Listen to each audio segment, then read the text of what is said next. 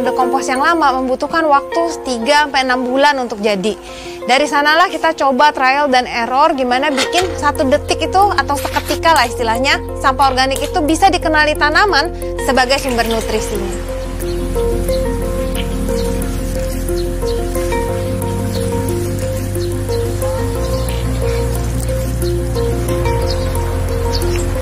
Pengolahan sampah seketika 1 detik itu adalah sangat baik. Jadi tanah kita juga meregenerasi tanah. Tanah-tanah yang tadinya keras, tidak bernutrisi karena kita menanam dengan pemanfaatan sampah, jadi tanah-tanah terregenerasi. Tentu saja hasilnya sangat baik dan sudah ada beberapa yang kita random test lab itu standar organik.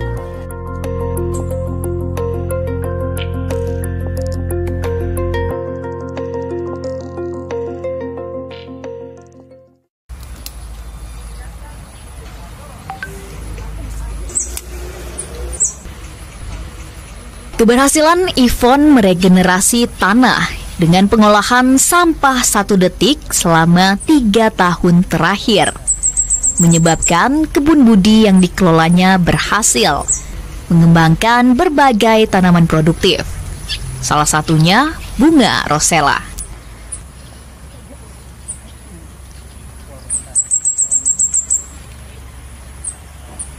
Bunga rosella yang dikembangkan Yvonne ini tumbuh begitu subur. Merupakan satu di antara berbagai jenis tumbuhan yang berhasil dibudidayakannya secara baik dan mampu menembus pangsa pasar modern di kawasan Kota Palembang dan sekitarnya.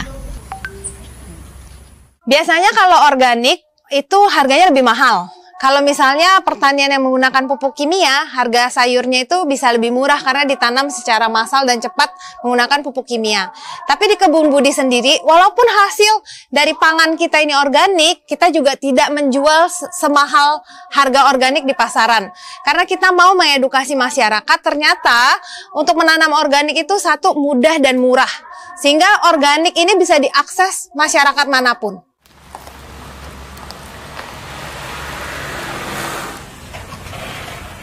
Keberhasilan mengolah sampah 1 detik membuat Yvonne dan rekan penggiat lingkungannya menampung berbagai jenis sampah organik di kebunnya untuk menyiapkan ratusan bedeng tanaman organik.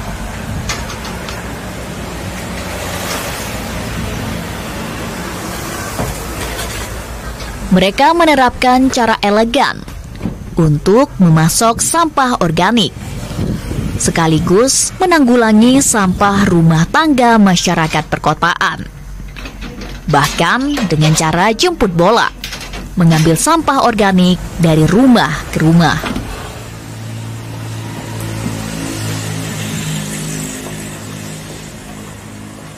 Saya start dari kebun budi ini dari mulai jam 8 pagi.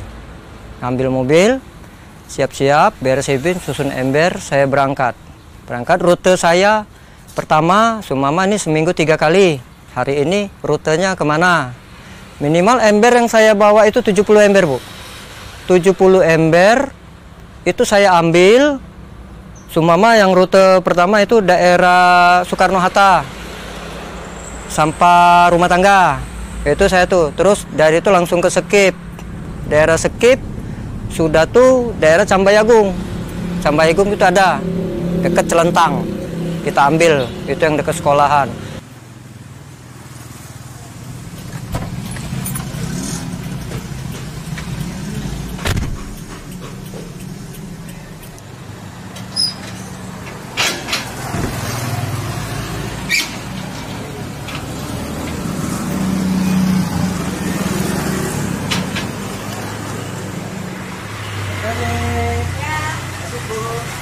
Mendatangi rumah ke rumah dengan berbagai rute lokasi, tidak hanya untuk memperoleh sampah organik.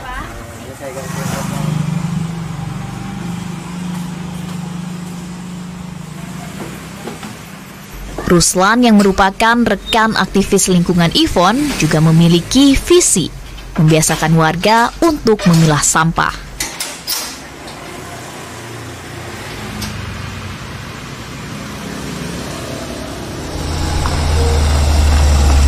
Kalau awal-awalnya agak sedikit sulit. Setelah kita kasih pengertian, kita kasih masukan, tujuannya apa, gunanya apa, ya sampai ini respon masyarakat termasuk bagus. Nah, pilah-pilah sampahnya antara organik dengan plastik.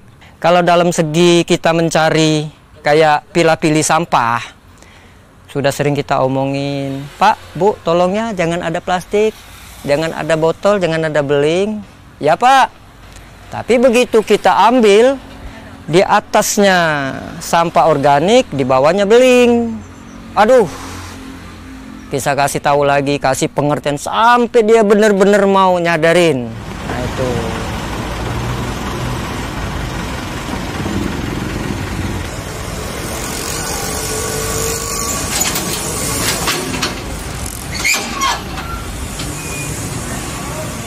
Kendala yang banyak dihadapi Ruslan, warga yang menyetor sampah organik belum memahami dengan benar penyortiran sampah. Antara sampah organik dan sampah non-organik yang sulit terurai. Sehingga Ruslan harus selalu mengingatkan memilah sampah dengan benar.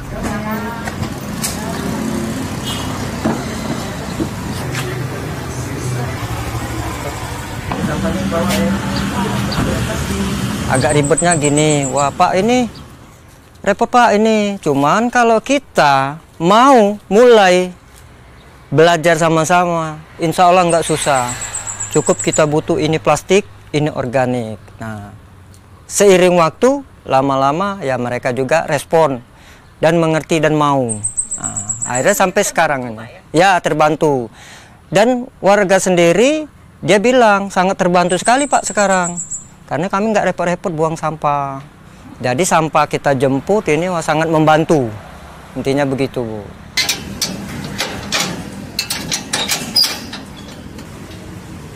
Dari sosialisasi pemilahan sampah ini, Ruslan berharap akan makin banyak warga yang menyadari memilah sampah dengan benar.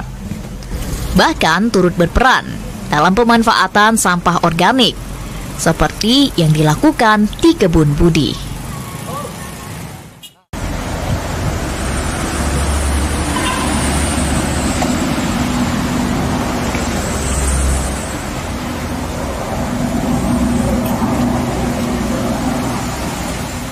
Ivon dan rekan aktivis lingkungan di Kebun Budi telah membuat metode tersistem dalam pengolahan sampah organik.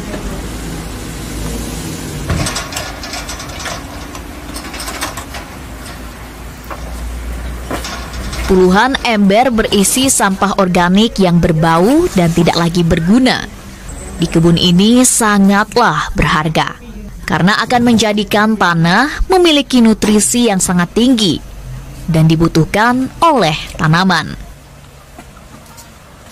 Awalnya itu karena kami melihat sampah ini menjadi permasalahan yang sangat serius ya. Memang sudah banyak gerakan dan kegiatan untuk pengolahan sampah anorganik, misalnya plastik, kaca, dan lain-lain. Terutama plastik itu sendirilah. Tapi yang organik ini belum.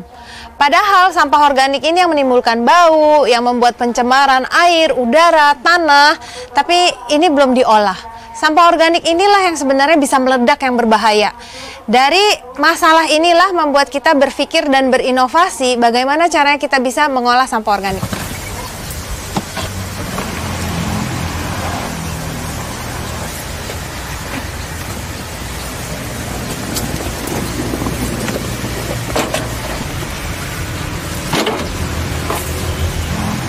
Pembuatan kompos menggunakan sampah organik.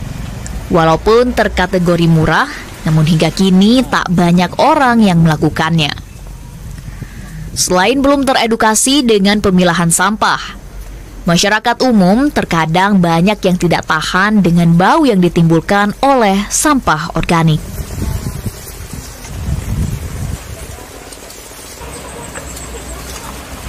Ivon terus berupaya mengedukasi warga dengan cara baru. Pengolahan kompos 1 detik dengan bioaktivator yang mengurangi bau sampah dan mempercepat pengomposan.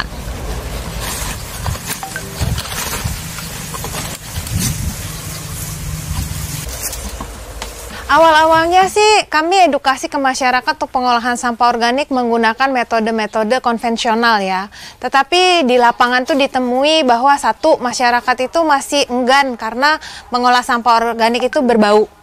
Juga kalau mereka tidak telaten, sampah organik ini bukan terjadi pengkomposan, terjadinya pembusukan. Dan juga proses pembuatan pengolahan sampah 1 detik itu adalah sampah yang kita ambil tadi, kita langsung taruh di lahan tanam, kita buat area tanamnya lah. Kalau di sini kita menggunakan genteng bekas.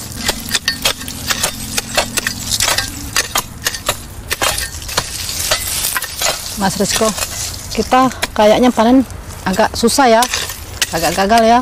Iya, akhir-akhir bulan ini panenan semakin kurang, semakin gagal. Pupuk kan susah dicari, mana mahal lagi. Iya, nanti kita belajar sama Mbak Ipon aja ya. Boleh, kita coba Iya, belajar. mana tahu kan dia kan bisa menerima kita kan, belajar di situ. Sekarang aja yuk ke tempat Mbak Ipon yuk, belajar yuk. Yuk. Ayo.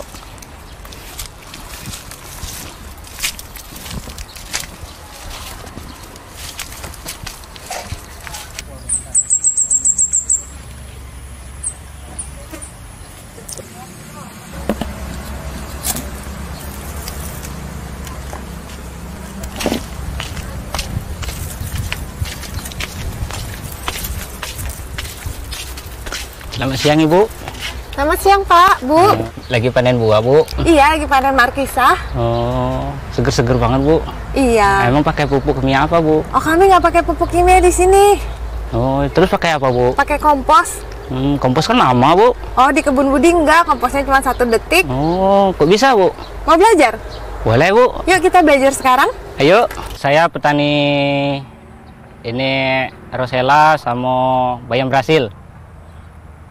Nah, tapi semenjak ini gagal ya, karena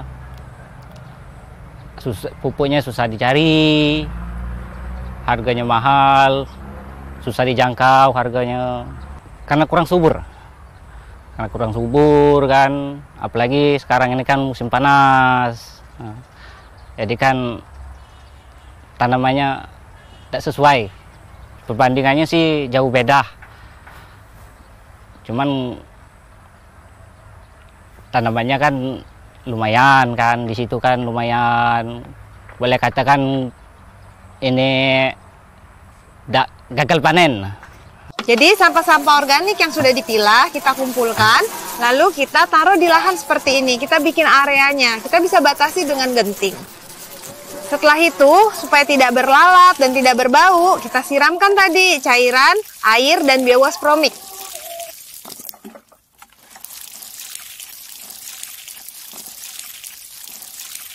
Emang kalau pakai kertas makan ini memang bisa Bu?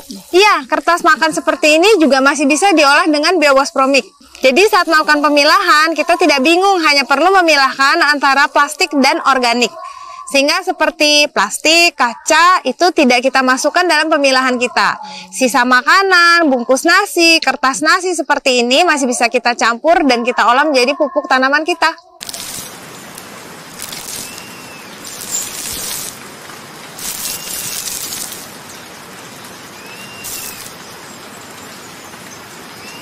Ivon mengenalkan teknik regenerasi tanah yang sangat mudah kepada para petani.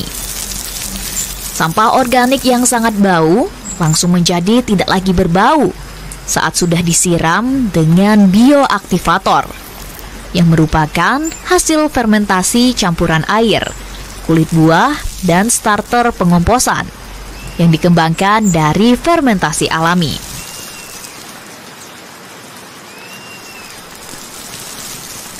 Pengomposan pada media tanam akan semakin baik setelah sampah organik ditimbun dengan tanah, kotoran hewan, dan kapur dolomit untuk menetralisir pH tanah.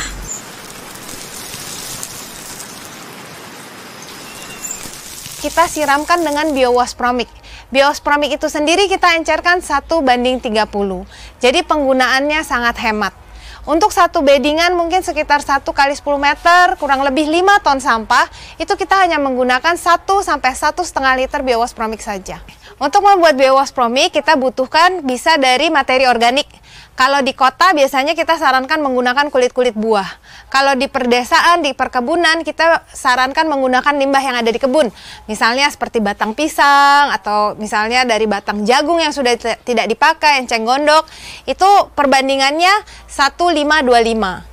Bahan materi organik rendamannya itu ibaratnya kita menggunakan air 5 liter, materi rendamannya itu hanya 1 kilo.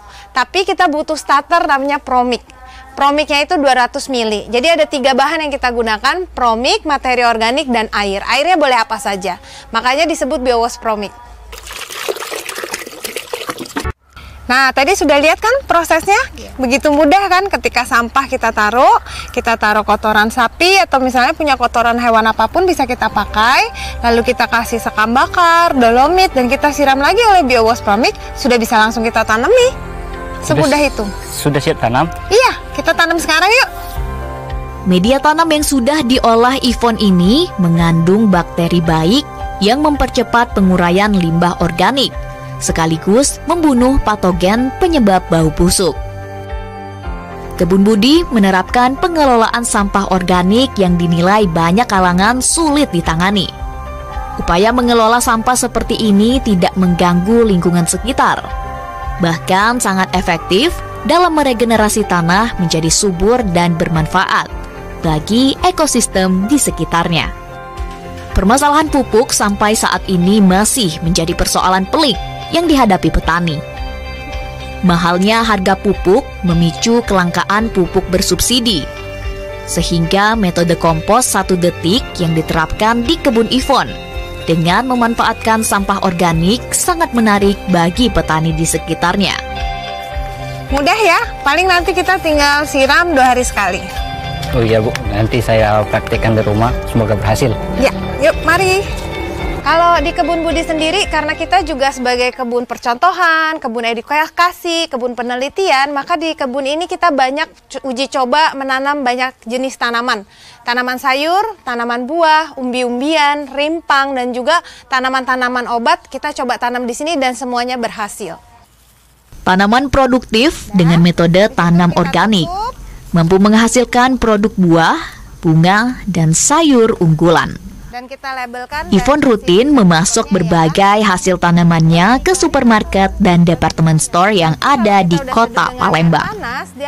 Bunga rosella dan bunga telang menjadi komoditi unggulan dari Kebun Budi ini, yang dalam waktu dekat akan merambah ekspor ke Asia Timur. Kalau untuk hasil dari Kebun Budi, pemasaran yang telah kita lakukan itu ke supermarket di sekitar Palembang dan juga sudah keluar kota dari produk-produk yang kita keringkan. Mudah-mudahan bisa keluar negeri. Kalau dalam waktu dekat ini yang mau kita tingkatkan tentu saja penjualan atau pemasaran yang lebih luas, lalu juga untuk edukasinya sebenarnya. Jadi kami ingin masyarakat lebih teredukasi tentang pengolahan sampah organik mereka.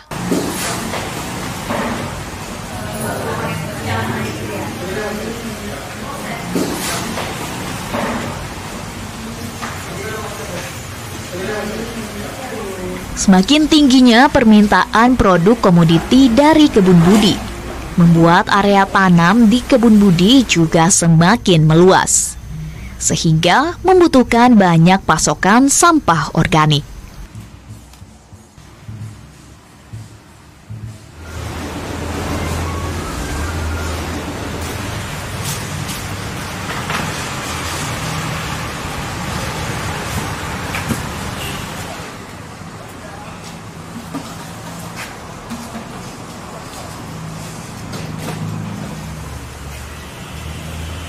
Berkat upaya sosialisasi dan kampanye pemilahan sampah yang gencar, warga yang membuang sampah di Kebun Budi juga turut bertambah.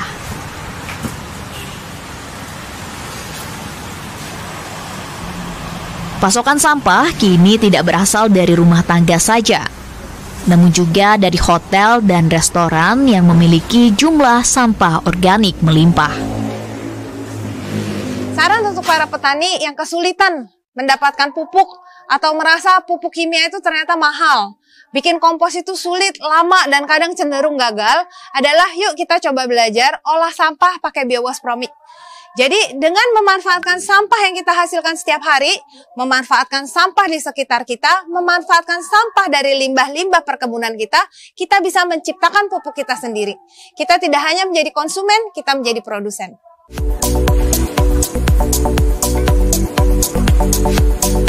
Sejak awal masa tanamnya hingga panen, buah, bunga, dan sayuran yang ditanam di sini tidak membutuhkan pupuk lain. Pemeliharaan yang dilakukan cukup dengan penyiraman air yang disesuaikan setiap harinya, serta penanganan hama yang ramah lingkungan. Kebun Budi menjadi contoh pertanian masa depan. Pemanfaatan kompos sebagai pengganti pupuk kimia tidak hanya bermanfaat bagi tanah dan tanaman, tetapi juga memiliki peran penting dalam pelestarian lingkungan. Upaya ini juga untuk mengurangi jumlah sampah organik yang masuk ke tempat pembuangan akhir, sehingga dapat mengurangi dampak negatif terhadap lingkungan. Dengan mengedukasi masyarakat tentang pentingnya pengolahan sampah organik secara elegan, dapat menciptakan lingkungan yang lebih sehat dan lestari bagi generasi mendatang.